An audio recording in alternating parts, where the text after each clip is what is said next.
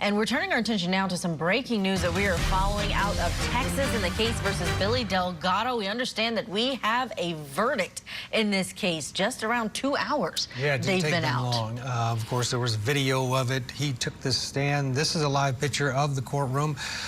There's the defendant stretching a little bit before he finds out his fate. And we'll see. I mean, 2 hours after all of that evidence, one would maybe lean towards a guilty verdict, but we will wait and see. John Day's watching along with us. He's in Santa Fe, New Mexico. This was an interesting case, interesting defense. The defense here, John, was I did it and I'm sorry, and that usually doesn't fly. Your thoughts on what we're going to likely hear here in the next few minutes?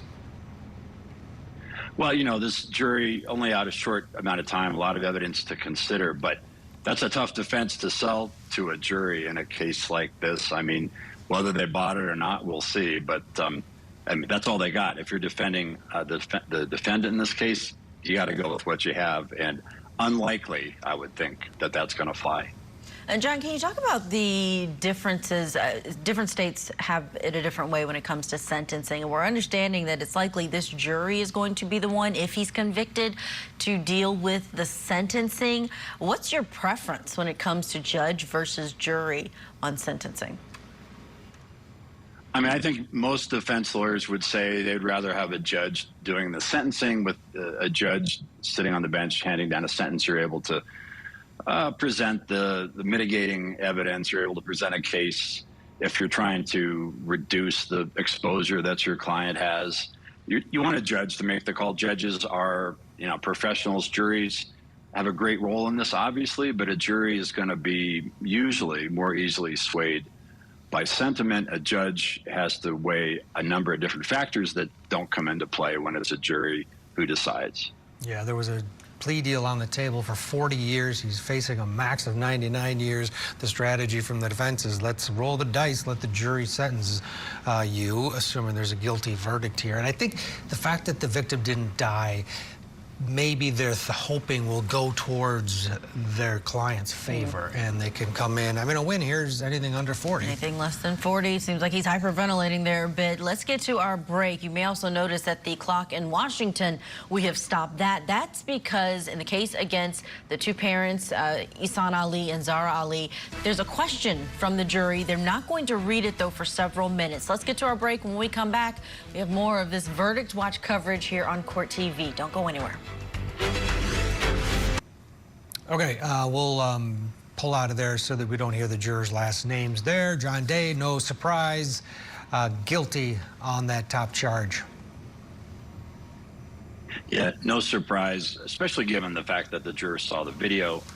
The defense that I just blacked out really is almost impossible to win on.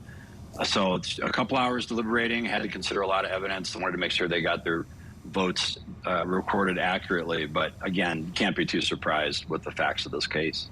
With this being a domestic violence situation where you have these partners who were in this unhealthy relationship, is the way that they described it on the stand, what do you think is going to be a mitigating factor that the defense can bring in to try and get this? I mean, there's going to be this range for this jury of up to 99 years.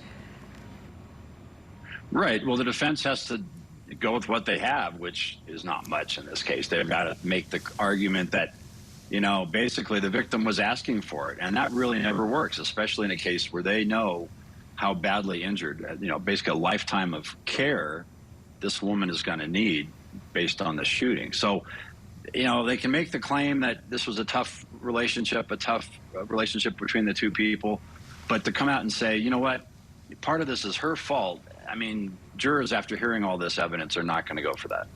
Yeah. This same jury, of course, does now have the task of sentencing Delgado. And let's go back in. They've polled the jury. They're now moving to that second phase of the trial.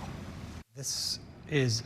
Sorry, so sidebar there, then they're going to call the first witness in this penalty phase. The jury who found him guilty will have to decide that punishment. And John Day, it's a difficult position to be in as a juror. It's one thing to look at the facts and say, yeah, that guy did it, but adding this responsibility to everyday citizens is quite, it's a lot, is it not? It is, but I've talked to jurors in the states where the jurors do the sentencing, and there's actually a lot of satisfaction for those jurors because they've sat through a trial with some horrific facts like this one. They know the evidence that's been presented, and there's actually a sense of closure in the minds of those jurors, because normally in the states that don't have jury sentencing, it's up to a judge. Jurors render their verdict, they go home. But in the states where the jurors are tasked with imposing a sentence, there's a sense that they've followed this trial from the start to the finish.